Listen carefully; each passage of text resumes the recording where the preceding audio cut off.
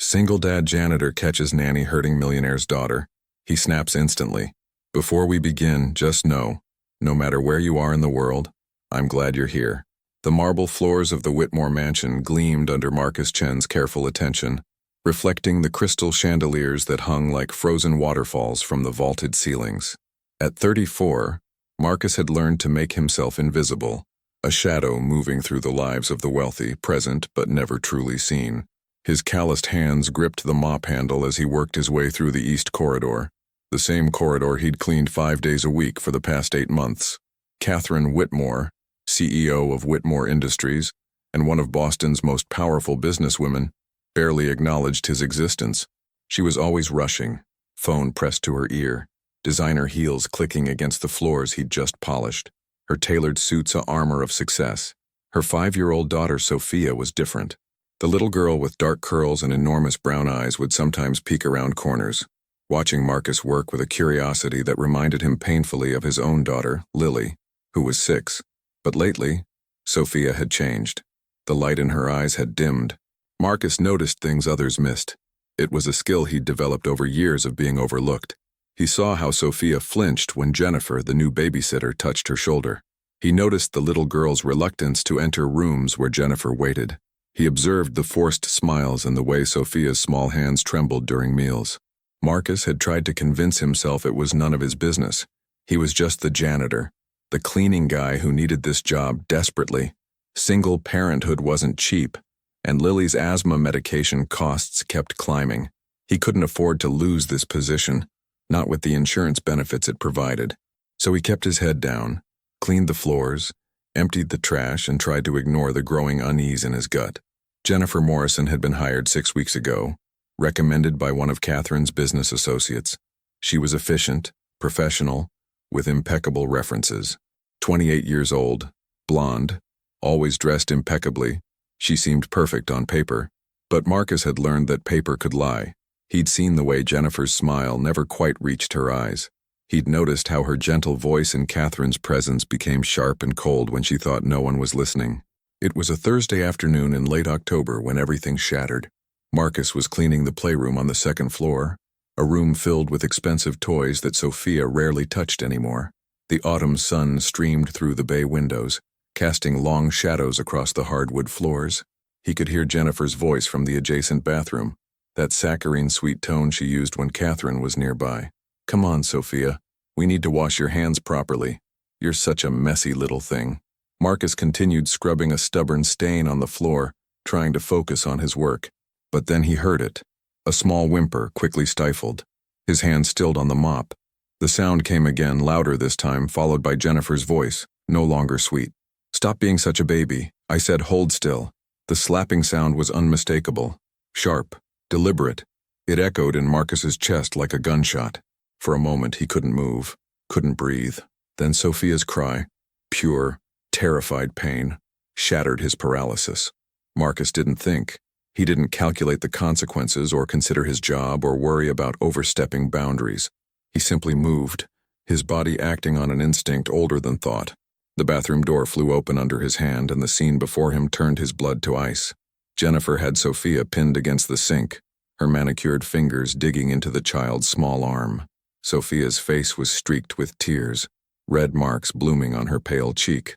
The little girl's eyes, those enormous brown eyes, were wide with terror and something worse, resignation, as if she'd learned that crying for help was useless. "Let her go." Marcus's voice didn't sound like his own. It was low, dangerous, trembling with barely contained rage. Jennifer's head snapped up, her expression morphing from anger to shock to practiced innocence in seconds. "Marcus, this is inappropriate. I'm disciplining." "I said let her go. Now." Something in his tone must have warned her. Jennifer released Sophia's arm, and the little girl immediately scrambled away, pressing herself against the tiled wall. She was shaking, her whole body trembling like a leaf in a storm. "You have no right to interfere," Jennifer said, her voice gaining confidence. "I'm her caretaker. Mrs. Whitmore has given me full authority." "Authority to hurt a child?" Marcus took a step forward, his hands clenched into fists. "To terrorize a 5-year-old? To leave bruises on her arms and slap her face? You're being dramatic. She was misbehaving and She's 5 years old." Marcus's shout echoed off the bathroom tiles. Years of swallowed anger, of watching rich people treat others as disposable, of his own struggles as a single father fighting to protect his daughter. It all erupted in that moment. She's a baby. What kind of monster hurts a defenseless child? I'm calling Mrs. Whitmore, Jennifer said coldly, reaching for her phone. You're going to lose your job, Marcus. You're way out of line here. Then call her. Marcus moved to Sophia, carefully kneeling down to her level. The little girl was still shaking, tears streaming down her face. Call her right now, because she needs to see what you've been doing to her daughter. Sophia looked at him with those haunted eyes, and Marcus saw something that broke his heart. Hope. Fragile, desperate hope that maybe, finally, someone would help her. Hey, sweetheart, Marcus said softly, his anger transforming into gentleness as he addressed the child. You're safe now. I promise. I'm not going to let anyone hurt you anymore. Sophia's small voice was barely a whisper. You won't go away? Like Daddy? The question struck Marcus like a physical blow. He knew the story. Everyone who worked at the mansion knew. Catherine's husband had died 2 years ago in a car accident. Sophia had lost her father when she was only 3 years old. I'm not going anywhere, Marcus promised, even though he had no idea if he could keep that promise. Jennifer's face had gone pale. You're making a huge mistake. Mrs. Whitmore will believe me over some janitor. I have references, credentials, a reputation. You have nothing. I have the truth, Marcus said quietly. And these. He pointed to the red marks on Sophia's cheek, the finger-shaped bruises on her arm. The truth doesn't need credentials. The sound of heels on marble announced Catherine's arrival before she appeared. Jennifer had clearly sent a text. The CEO swept into the bathroom, her expression thunderous, clearly prepared to reprimand Marcus for whatever transgression Jennifer had reported. But then she saw her daughter. Really saw her. Sophia, pressed against the wall, tears streaming down her bruised face, looking at her mother with an expression of such desperate, hopeless longing that Catherine actually stumbled. Sophia? Catherine's voice cracked. Baby, what? Mrs. Whitmore, Jennifer began, her voice smooth and professional. There's been a misunderstanding. Marcus became aggressive and, shut up. Catherine's words were ice. She never took her eyes off her daughter as she crossed the bathroom and knelt down. Sophia, sweetheart, look at me. What happened to your face? Sophia's lips trembled.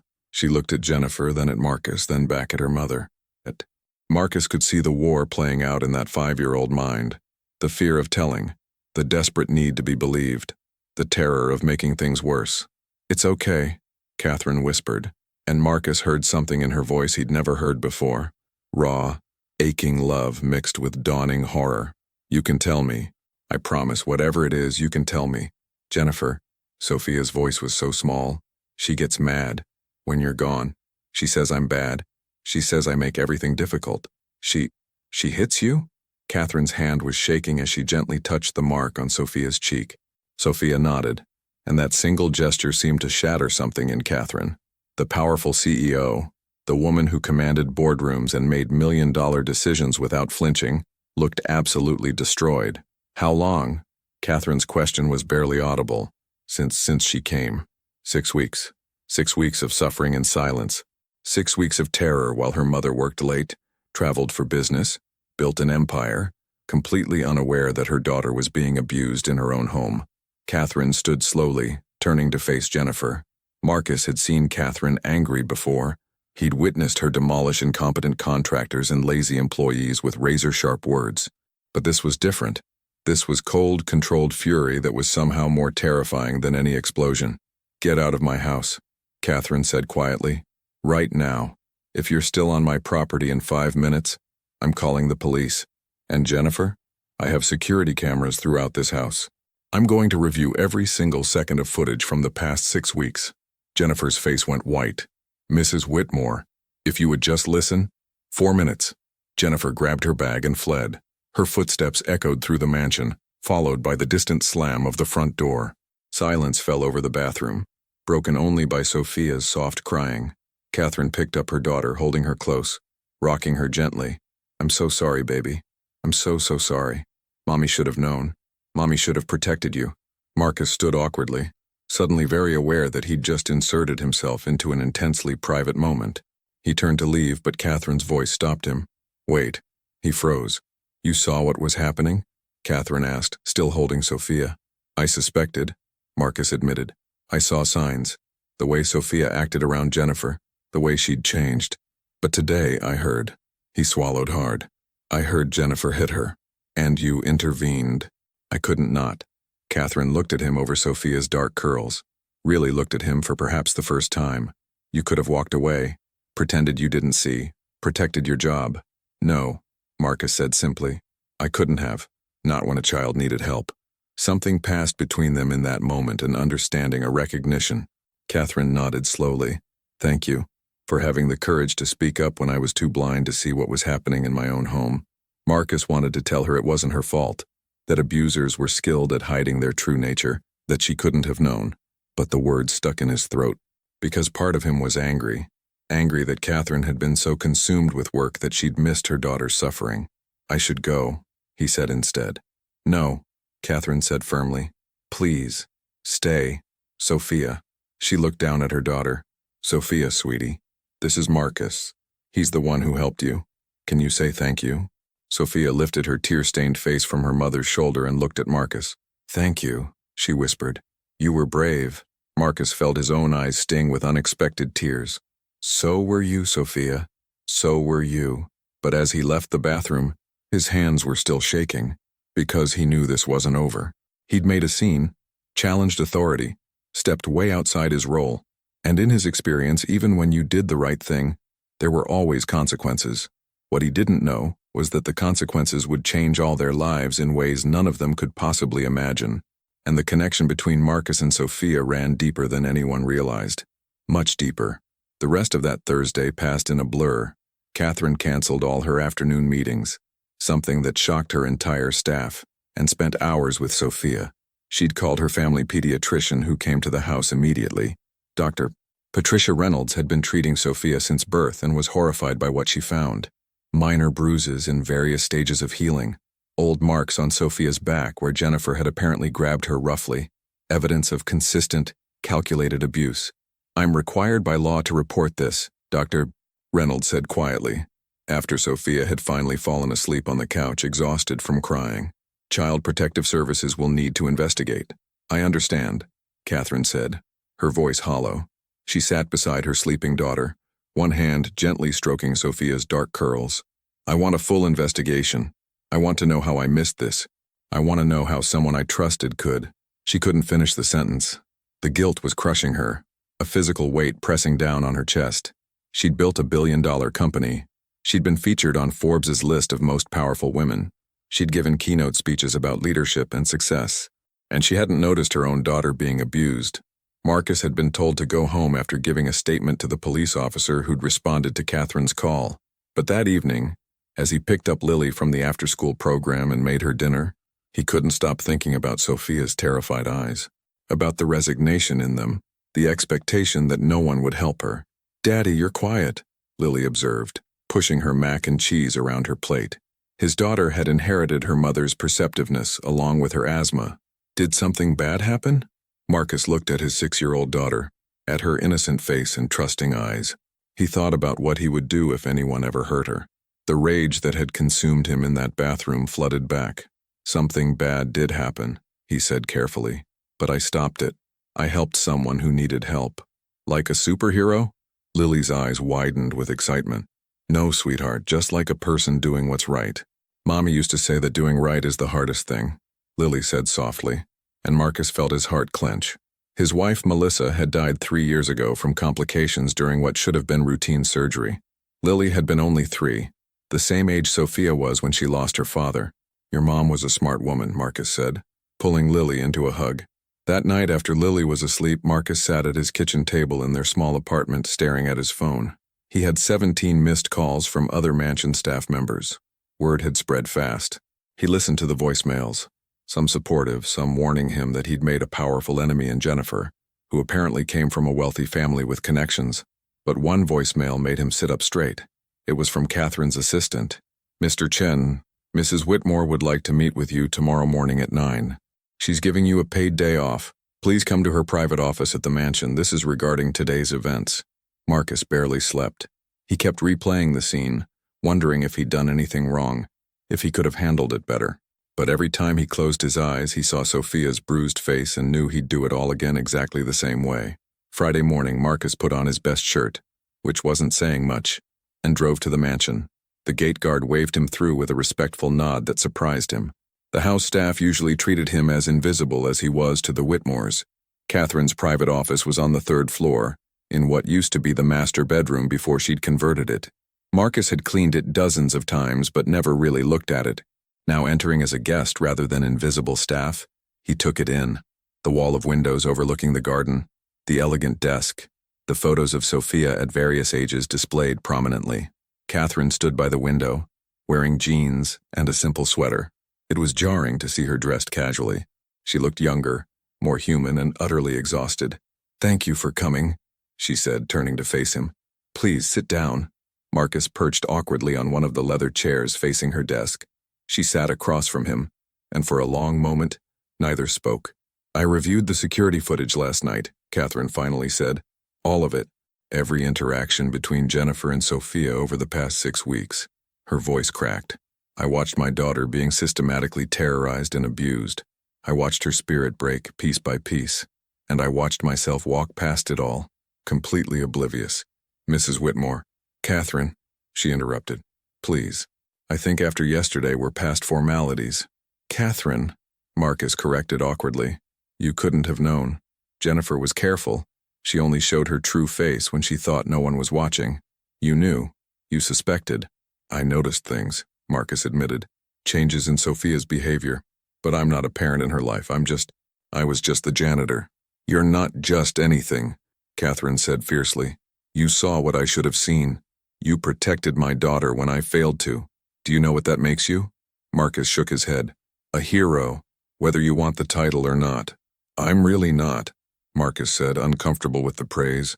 "I just did what anyone would do." "No," Catherine said softly. "Most people wouldn't have. Most people would have worried about their job, about crossing boundaries, about getting involved. You didn't hesitate. Why?" Marcus was quiet for a moment, thinking about Lily, about Melissa, about all the times he'd felt powerless and alone. "Because I know what it's like to be helpless, to need someone to stand up for you, and because—" He stopped, unsure how to continue. "Because?" Catherine prompted gently. "Because I have a daughter too. She's 6, and if someone ever hurt her," his hands clenched, "I'd want someone to be brave enough to intervene."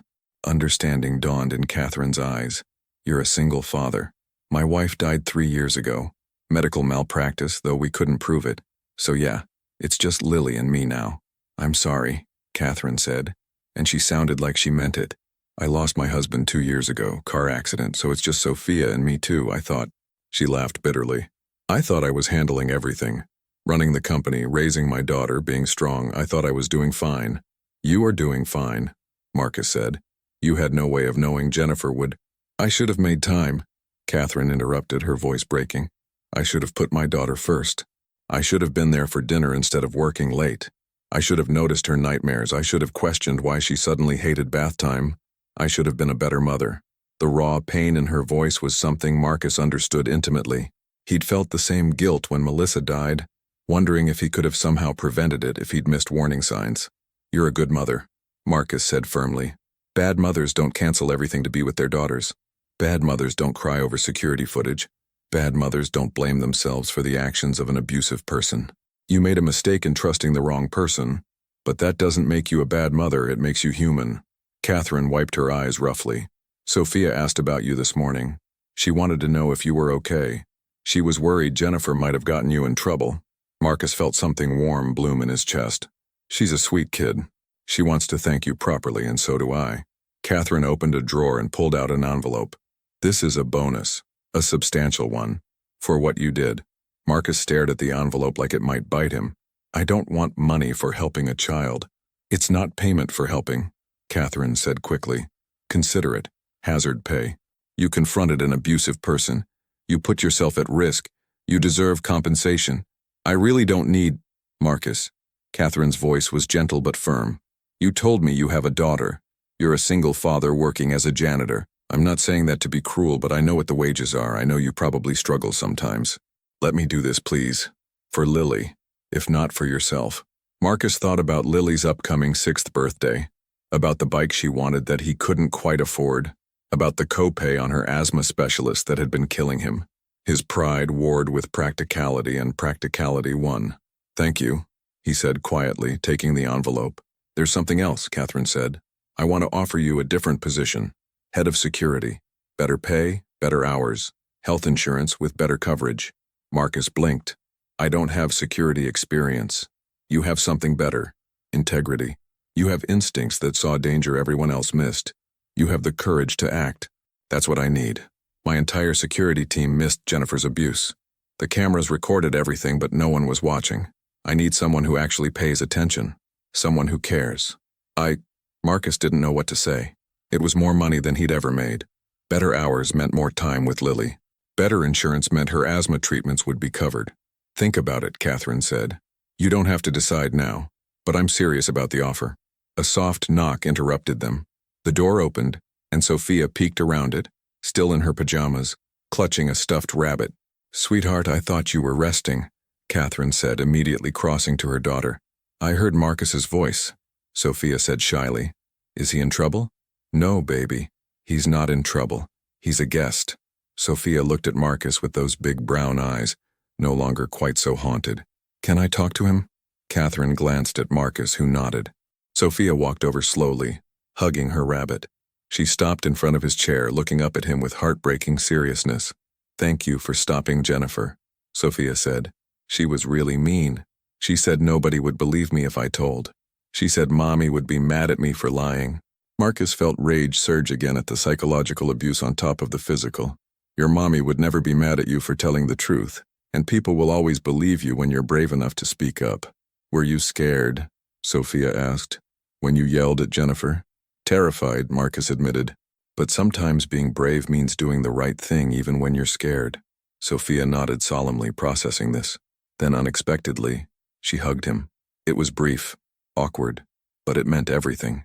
"I wish my daddy was like you," she whispered before pulling away and running back to her mother. Catherine picked Sophia up, but her eyes were locked on Marcus, wide with shock at her daughter's words. Marcus felt equally stunned. He stood awkwardly, unsure what to say. "I should go," he managed. "Let you two have time together." "Marcus," Catherine called as he reached the door. "The job offer stands, and thank you for everything." As Marcus drove home, his mind was reeling.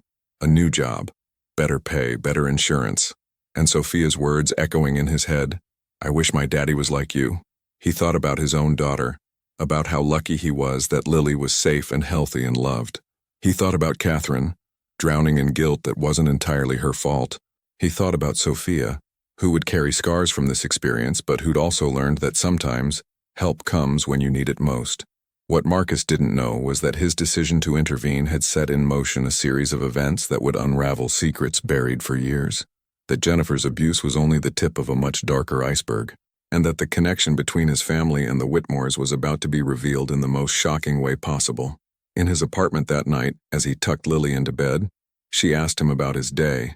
"It was good," he said. "I might be getting a new job." "Will you still be able to pick me up from school?" Lily asked anxiously. "Every single day," Marcus promised. "Nothing is more important than you, sweetheart." As Lily drifted off to sleep, Marcus sat in his living room, opening the envelope Catherine had given him. The check inside made his hands shake. It was more money than he'd make in 3 months of janitor work. Enough to cover Lily's medical expenses for the year, to buy her that bike, to maybe even save a little for her future. But it was the note tucked behind the check that made his breath catch. "Marcus, thank you for seeing my daughter when I couldn't. Thank you for being brave when others would have walked away. You gave Sophia back her voice, and for that I am forever grateful. The job offer is genuine. I need people like you in my life, people who care more about doing right than about consequences. Please consider it. Catherine. P.S. Sophia wants to know if Lily likes to paint. She'd like to meet her." Marcus stared at the postscript for a long time. His daughter meeting Catherine's daughter. The janitor's kid and the CEO's kid becoming friends. It should have seemed impossible, ridiculous even. But after yesterday, Marcus had stopped believing in impossible. He'd learned that sometimes, the most unlikely people become connected in the most unlikely ways. That courage could change everything. and that the truth, no matter how painful, was always better than comfortable lies. He had no way of knowing how prophetic that thought would prove to be, or that the truth waiting to be uncovered would shake 3 families to their core and rewrite everything they thought they knew about their lives. In the mansion across town, Catherine sat in Sophia's bedroom watching her daughter sleep peacefully for the first time in weeks. She thought about Marcus's words, "You're a good mother." She wanted desperately to believe them. Her phone buzzed with an email from her lawyer. They'd filed charges against Jennifer. The security footage would be used as evidence. Justice would be served. But Catherine knew that wasn't enough. She needed to understand how she'd missed the signs. She needed to be better, do better. She pulled up her calendar and started canceling meetings, rearranging her schedule. Her company would survive without her constant presence. Her daughter wouldn't. As she deleted another unnecessary business trip, her assistant's earlier words came back to her. "Mrs. Whitmore, the background check on Jennifer came back completely clean. Excellent references, no red flags." Catherine frowned. She pulled out her laptop and started digging into Jennifer's background herself, using resources and connections most people didn't have access to. And as she dug deeper, past the surface, past the polished resume and glowing recommendations, she found something that made her blood run cold. Jennifer Morrison wasn't who she claimed to be. The references were fake. The credentials were forged. And her real name was Jennifer Hartwell, daughter of Gregory Hartwell, a man Catherine had destroyed in business 5 years ago, bankrupting his company and his reputation in a hostile takeover. This hadn't been random. Jennifer had deliberately targeted Sophia, not just as a victim of abuse, but as revenge against Catherine. The abuse had been calculated, designed to hurt Catherine in the most devastating way possible by harming her daughter. Catherine's hands shook as she reached for her phone to call the police detective handling the case. But then she stopped, her finger hovering over the screen, because there, in the background of one of Jennifer's old social media photos, from before she'd deleted everything and created her fake identity, was a face Catherine recognized, a face that should have been impossible to see in a photo from Jennifer's life, the face of Marcus Chen. If you're loving this story so far, please take a moment to like and share your thoughts in the comments. It helps others discover these powerful stories. 04. Catherine stared at the photograph on her laptop screen until her eyes burned. 7 years ago, a college party, Jennifer with friends in the foreground, and in the background, partially obscured, was Marcus Chen, younger but unmistakably him. Her phone rang.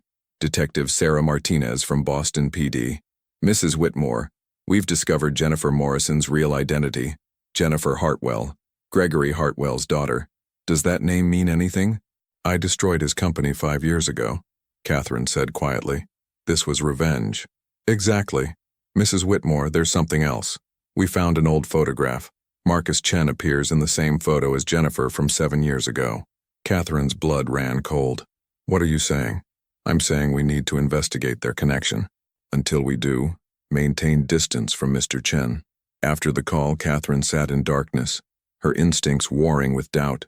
Marcus had seemed so genuine, but she'd been wrong about Jennifer. The next morning, police arrived at Marcus's apartment. His daughter Lily watched with frightened eyes as officers asked him to come to the station. At the police station, Detective Martinez showed Marcus the photograph. "You know Jennifer Hartwell." Marcus studied it, confused. "That's me in the background. But I don't know her. This was 7 years ago. I went to dozens of college parties at BU. I don't remember this one or ever meeting Jennifer." "Quite a coincidence," Martinez said skeptically. "It's Boston. College students from different schools go to the same parties. This means nothing."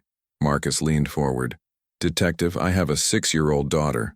I would never be part of any scheme that hurt a child. Never." Martinez studied him. "We'll verify your story. But Mrs. Whitmore is scared. She trusted Jennifer and it nearly destroyed her daughter. Right now she doesn't know if she can trust you." That evening, Catherine called Marcus. "I need you to be honest. Did you know Jennifer before?" "No," Marcus said firmly. "I swear, I would never hurt Sophia." Long silence. "Sophia trusts you. When I told her about the police questions, she cried. She said you were the only one who helped her. I would never abandon her. Or you," Marcus said. "My head knows that. But my heart." Catherine's voice broke. "I'm terrified of trusting the wrong person again. I need time. The job offer stands, but I need a few weeks." "I understand," Marcus said, disappointed but accepting. After hanging up, Marcus's phone buzzed. Unknown number. You should have minded your own business. Now everyone you love will pay. Jay. Marcus immediately called Detective Martinez. Within an hour, another message arrived. A photograph of Lily at school taken with a zoom lens. On the back, pretty girl. Drop the charges or Lily learns what real fear feels like. Marcus's vision went red. He called Martinez back, voice shaking. Jennifer threatened my daughter. She's been watching Lily. Officers are on the way. Where's your daughter? With me. Keep her close. Catherine called minutes later. Detective Martinez told me. Bring Lily here. The mansion has security, gates, cameras. You'll be safe. Catherine, I can't. You saved my daughter. Let me help save yours. Please. When Marcus pulled through the mansion gates, Catherine stood on the steps with Sophia in pajamas. Catherine hugged him briefly. I'm sorry. This is because you protected Sophia. It's not your fault, Marcus said. Catherine knelt before Lily. Hi, Lily. I'm Catherine. This is Sophia. We're glad you're here. Sophia stepped forward with her stuffed rabbit. Want to hold Mr. Hops? He makes me feel safe when scared. Lily took the rabbit shyly. Thank you. Want to see my room? We could paint. The girls headed inside, already connecting. Catherine turned to Marcus. I'm sorry for doubting you. Detective Martinez verified everything. No connection except being at the same place once. I should have believed you. You were protecting your daughter, I understand. But Jennifer is threatening yours because of me. Catherine's eyes filled with tears. I'd do it again, Marcus said firmly. 1,000 times. The job is yours. Now, not in weeks. Better pay starts immediately. You and Lily can stay until Jennifer is dealt with. Full insurance for Lily's asthma. And Marcus, I'm making sure Jennifer never threatens anyone again. I accept. All of it. Thank you. Upstairs, children's laughter drifted down. Sophia and Lily already becoming friends. What neither knew was that the investigation would soon uncover secrets connecting their families in ways no one imagined. The truth would shatter everything they thought they knew and rebuild it into something they desperately needed. What should Catherine do next? Comment your thoughts and like if you're hooked. 05. 3 days passed in the mansion. Marcus woke in a bedroom larger than his apartment. Lily and Sophia were inseparable, painting, having tea parties, whispering secrets like lifelong friends. Catherine came home every evening for dinner, a dramatic change. She and Marcus sat together after the girls slept, discussing security, sharing single-parent stories, building an unexpected friendship. Jennifer had been arrested again, bail revoked. She sat in jail awaiting trial. On the 4th morning, everything changed. Marcus was reviewing security cameras when Catherine's phone rang. She listened, then went completely white. What do you mean, DNA test? How is that possible? Her face drained of color. Yes, I'll be there. She hung up, staring at Marcus. Detective Martinez needs us both at the station. She wouldn't say why, but Marcus. Something's very wrong. At the station, Detective Martinez waited with another woman. This is Dr. Rachel Foster. What I'm about to tell you sounds impossible, but it's verified. You're scaring me, Catherine said. Jennifer Hartwell has been receiving $20,000 monthly from an offshore account for 2 years. We traced it to Gregory Hartwell, who didn't die 5 years ago. He faked his death and has been funding Jennifer's revenge from the Cayman Islands. Catherine gasped. I saw his death certificate. Forged. But that's not the shocking part. Martinez turned to Marcus. What was your wife's maiden name? Marcus blinked. Hartwell. Melissa Hartwell. Why? Silence filled the room. Catherine stared. Melissa Hartwell. Martinez repeated carefully. Tell me about her family. She was estranged from them. Her father was an unethical businessman. When we got engaged, he told her if she married me, just a guy working through college, she was dead to him. So she married me anyway. He cut her off. Never spoke to her again. Didn't even come to her funeral. Bitterness filled Marcus's voice. Marcus, Dr. Foster said gently. Melissa's father was Gregory Hartwell. Jennifer is her half-sister. Same father, different mothers. The words didn't register. That's impossible. Melissa would have told me. They never met. Different mothers, different cities, no contact. When Gregory's business collapsed, he recruited Jennifer for revenge on Catherine. Why target me? Marcus asked, mind reeling. Gregory blames you for Melissa's death, Martinez said quietly. In his mind, if she hadn't married you, hadn't been cut off from wealth, she'd have had better health care. She'd have survived. That's insane. Melissa died from medical malpractice during routine surgery. We know, but Gregory doesn't see it that way. Marcus felt punched. Jennifer was Melissa's half-sister, Lily's aunt. There's more, Dr. Foster said. During investigation, we ran DNA tests.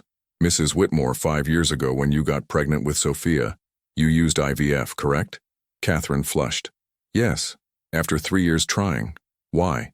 There was an error at the fertility clinic. Your eggs were fertilized with the wrong sperm sample. Dr. Foster pulled out a file. Instead of your husband's sample, they used another client's from the same day. Silence. Marcus couldn't breathe. No, Catherine whispered. Sophia is my husband's daughter. I'm so sorry. Sophia is your biological daughter, but her biological father was Melissa's brother, James Hartwell. I didn't know Melissa had a brother, Marcus said numbly. He died 4 years ago. Drug overdose. Dr. Foster showed photographs. This is James. Look at him, then think about Sophia. Catherine took the photo with shaking hands. A young man with dark curls and enormous brown eyes. Sophia's eyes. Sophia's curls. Oh my God, Catherine breathed. She looks like him. She's Lily's cousin, Marcus finished. Melissa's niece. They stared at each other. Their daughters weren't just friends. They were family. Blood family. Connected through tragedy, medical error, and impossible coincidence. Gregory doesn't know this, Martinez said. Neither does Jennifer. But Sophia is Gregory's biological granddaughter, and Lily and Sophia have each other. I need to see him, Catherine said. Gregory Hartwell. I need to tell him his revenge accidentally created something beautiful. He's being extradited, charged as accessory to child abuse, fraud, multiple crimes. You'll get your chance. Marcus held Catherine's hand. Both were shaking. Our daughters are cousins, Catherine said. They were meant to find each other. Melissa would have loved Sophia, Marcus said, tears streaming. She would have wanted them to know each other. Then we'll tell them the truth, Catherine said fiercely. Carefully, age-appropriately, but the truth. They're family. They drove back in silence, processing the impossible. We tell them today, Catherine decided, that they're cousins, that they share family. They found the girl's painting covered in colors, giggling over a rainbow unicorn fighting a dragon. Girls, sit down, Marcus said gently. We have something important. They sat, suddenly serious. Sophia's biological daddy, not the daddy who raised her, but the daddy whose body helped make her, was Lily's mommy's brother, Catherine explained carefully. The girls blinked, processing. What does that mean? Lily asked. You're cousins, Marcus said. You're family. Sophia's eyes went wide. We're family? Yes, you and Lily are family. Sophia threw her arms around Lily. I always wanted a cousin. I always wanted family. They hugged, grinning. They didn't understand the complicated history, only the joy of belonging to each other. Best day ever, Sophia declared. Can Lily stay forever? We'll figure it out, Catherine promised, looking at Marcus meaningfully. Can you believe this twist? Comment your thoughts and hit like if you're invested. 6.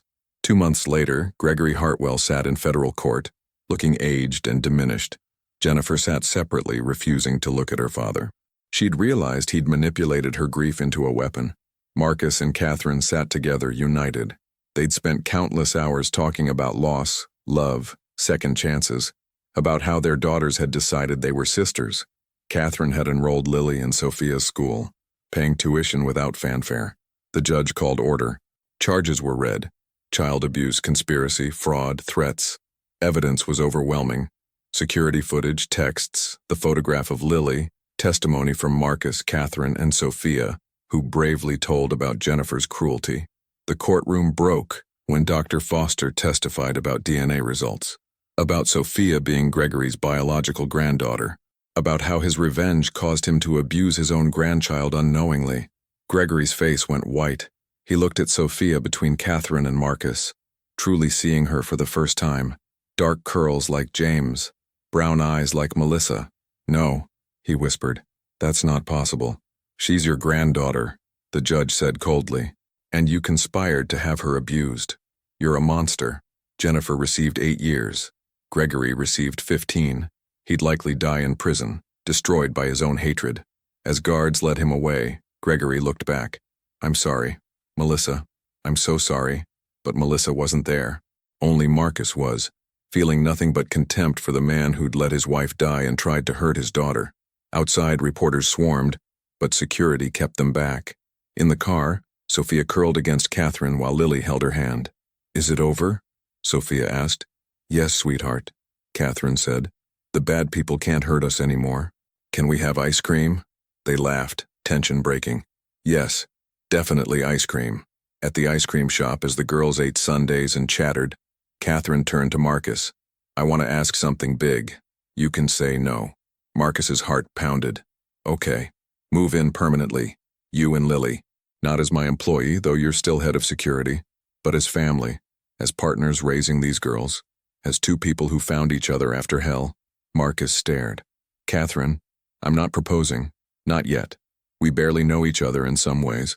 But I know the important things. You're kind, brave, honest. You love your daughter more than anything. You see me as a person, not just a CEO. When I'm with you, I can breathe, and our daughters are already sisters in their hearts. I feel the same, but I'm still just a former janitor. You're a billionaire. People will talk." "Let them," Catherine said fiercely. "I spent years caring what people thought. It nearly cost me my daughter. I'm done with appearances. I want reality. I want someone who makes me laugh, challenges me, reminds me what matters. I want you." Marcus looked at Lily, happy with Sophia, at how she'd blossomed with better care. "Okay, yes, we'll try this. We'll build something new." Catherine's smile lit up the room. She took his hand, and this time it wasn't about comfort. It was about possibility, about a future they'd choose together. "Daddy," Lily called. "Sophia says we can share a room." "We want to share," Sophia insisted, "because we're sisters." "Cousins," Catherine corrected. "Sister cousins," Sophia decided. Lily nodded enthusiastically.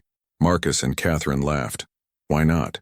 After everything, why not let them define their relationship? 6 months later, Marcus stood in the garden watching Lily and Sophia play. They'd finished family dinner, the four of them plus Catherine's mother, who'd flown in and immediately adopted Marcus and Lily with fierce grandmother love. Catherine wrapped her arms around his waist. "What are you thinking? How different life is. A year ago I was a janitor struggling to pay bills, trying to give Lily a good life with just love and determination. Now I'm head of security, living here, watching my daughter thrive, and falling in love with an extraordinary woman who sees me as an equal." "We're not that different," Catherine said. "We're both single parents who'd do anything for our children, both survivors who've lost loved ones, both trying to build something good from tragedy. And Marcus? I'm not falling in love. I've already fallen, completely." He kissed her softly while their daughters played in the background. "Ew," Sophia called. "Mommy's kissing Marcus. That's how grown-ups hug with their faces," Lily explained, making them laugh. That night, after the girls slept in their shared room, Marcus and Catherine sat on the terrace with wine, looking at stars. "Jennifer's lawyer called," Catherine said. "She wants to write Sophia an apology letter." "What did you say?" "Maybe. When Sophia's older. When she's ready. But not now." Catherine paused. "Jennifer claims she had a breakdown. The pressure from Gregory combined with grief made her unrecognizable. Her therapist confirmed she's working on it. Does that change anything?" "No. Understanding doesn't excuse. She hurt my child, threatened yours. Those were choices." Catherine sighed. "But maybe someday Sophia will want to understand. Parenting is harder than running a company," Marcus observed. "But more rewarding." Catherine smiled. "Speaking of which, the fertility clinic is being sued. The settlement is substantial. I'm donating my entire portion to a foundation." "What kind?" "One helping single parents access quality childcare and education, providing caregiver background checks and training, ensuring no parent chooses between working and protecting their child." Catherine looked at him.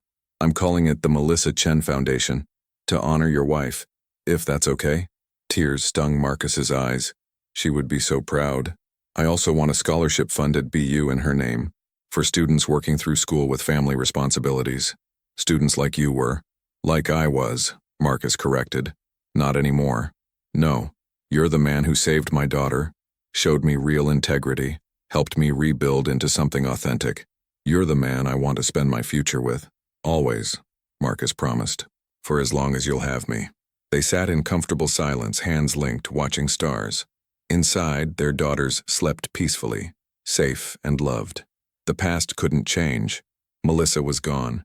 Catherine's husband was gone. Jennifer imprisoned. Gregory paying for crimes.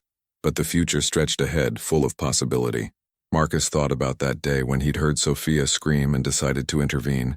He'd thought he was just protecting a child, doing what any decent person would. He'd had no idea that choice would unravel secrets, expose conspiracies, and lead here, to a new career, home, family, and chance at love. And sometimes the smallest acts of courage have the biggest consequences. Sometimes standing up for right brings rewards you never imagined. And sometimes the families we're meant to find wait in the most unexpected places. "I love you," Marcus said, the words natural and right. "I love you too," Catherine replied. "Thank you for being brave, for seeing Sophia when I couldn't, for teaching me that money means nothing compared to integrity and love. Thank you for giving Lily a family again, for seeing past the janitor to the man underneath, for building this beautiful life with me." In the morning, they'd wake to girls jumping on their bed begging for pancakes. They'd have chaotic breakfast with syrup everywhere. They'd take the girls to the park. They'd live an ordinary, extraordinary life built on that one moment of courage. But now they sat under stars, two survivors who'd found each other, two parents who'd do anything for their children, two hearts broken and slowly healing together. Inside, two little girls slept, dreaming of unicorns, unaware of the complicated, beautiful story that brought them together. They only knew they were sister cousins, loved, safe, and home. That was all that mattered. That was everything.